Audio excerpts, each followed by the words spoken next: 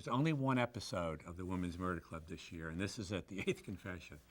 And fortunately, it's a great episode, one of my favorites so far. A couple of strong storylines, always, Lindsay and Joan, what's going to happen with them, and Cindy's kind of getting involved with somebody interesting in this one too.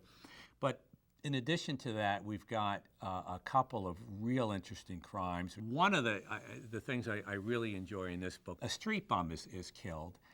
And when Lindsay arrives, there are people from the neighborhood who are weeping, which is unusual when a street person dies, that many people would have been involved.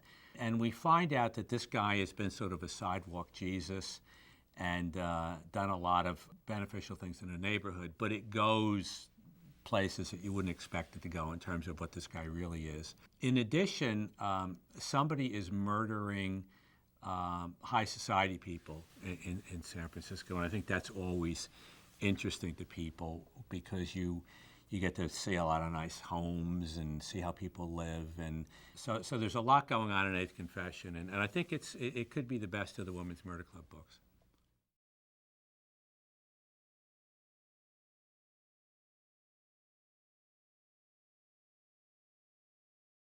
Lindsay's, she and Joe have been together for a while now, and neither one of them can sort of push the button, pull the trigger, whatever. But they're close, and I don't know that she's softening. I mean, to me, she's always had a soft side, but she's tough when she needs to be.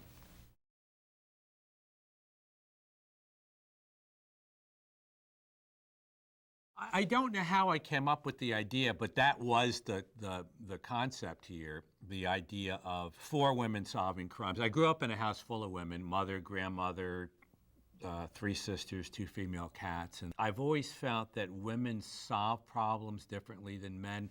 Men tend to walk in and sort of think that they already have the answer, and women want to hear, what do you think, what do you think, what do you think, what do you think? They're more collaborative. I think in theory, it's a better way to solve problems.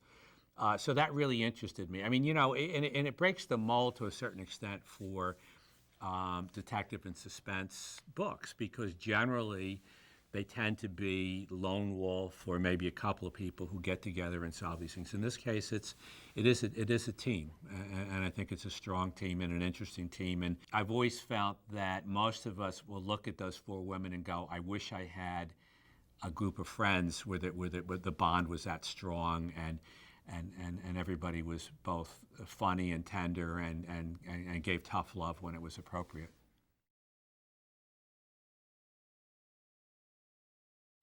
I don't think so. I mean, I tend to write stuff that's bigger than life. I do know a woman named Cindy Thomas, but he's just a friend. It has nothing to do with the character in the book. But I write stuff that's bigger than life, and for the most part, it doesn't have anything to do with people in my life. I did have a friend who, his entire family, 5 brothers and sisters, all died of cancer, and the parents, and he did ultimately. And I did put that in one of the books because I just found it so astonishing and sad and memorable. But mostly I don't write about or even take details out of the people around me.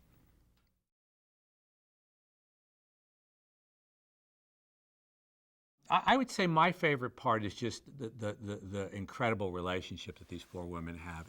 We all would hope that we would have a group that we could get together with where it would be such a warm, fun time.